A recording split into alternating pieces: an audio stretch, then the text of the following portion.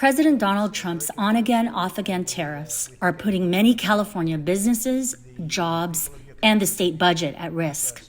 The Port of Los Angeles and the Port of Long Beach, the busiest ports in North America, both saw first quarter increases in imports, but declines in exports year over year.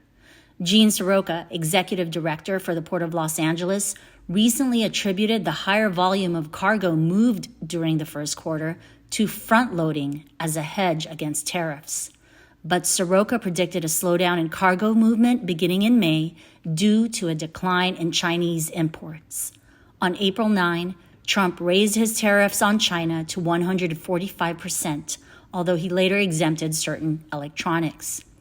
China responded on April 12 with 125% tariffs on U.S. products.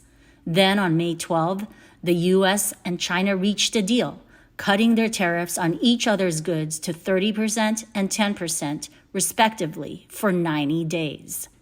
Chinese goods represent 40% of the imports that pass through the Port of Los Angeles, Soroka said.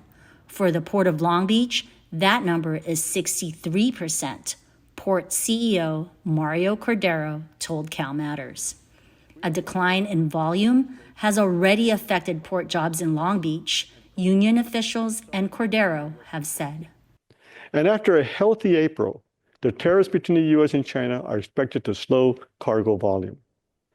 China accounts for about 60% of imports at the Port of Long Beach and about 20% of exports. And if you're one of the millions of Americans whose job depends on cargo moving through the Port of Long Beach, any sort of long-term sustained downturn in shipments caused by the tariff will be detrimental to the job market. For CalMatters, I'm Levi Sumagaisai.